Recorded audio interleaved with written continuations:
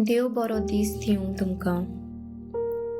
बापाचे, पुताचे आनी पवित्र आत्म्याचे नांवीन. आमेन.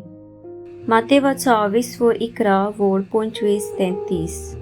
जेजून म्हणलें, बापा, स्वर्गार आनी पृथ्वीच्या दोनया ह्यो वस्तू जाणारांक आनी शाण्यांक लिपून दवरल्यो आनी सुपुल्ल्यांक उक्त्यो केल्योय म्हूण हांव तुका दिनवासतां. होय बापा, हेंच तुका बरें दिसलें. सगलें म्हज्या बापान म्हज्या हातान घाल्लें आसा.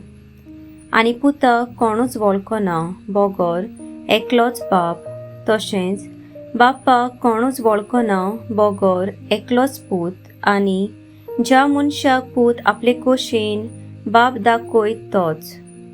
सगळीं तुमी कोश्ट करतात आनी ओज्याच्या बाराकाल आसात ती म्हजेशी येयात आनी हांव तुमकां समाधान करतलों. म्हजे जो तुमचेर घेयात आनी म्हजे लागीं शिकात, कित्याक हांव शांत आनी ल्हानवीक काळजाचो, आनी तुमच्या जिवाक समाधान मेळटलें. तर म्हजें जो सोंपें आनी हळू म्हजें ओजें. सर्वेस्पराचें उतर. सर्वेस्पराचो व्हड उपकार. नियाळ कोश करात आनी पोट भरात अशें देवान मनशाक फरमायलें. आयज तोच देव आमच्या कोश्टांक आपलो आदार दिता. संवसारांतले यात्रेंत ओज्यांचो भार आमच्या खांदार आसा.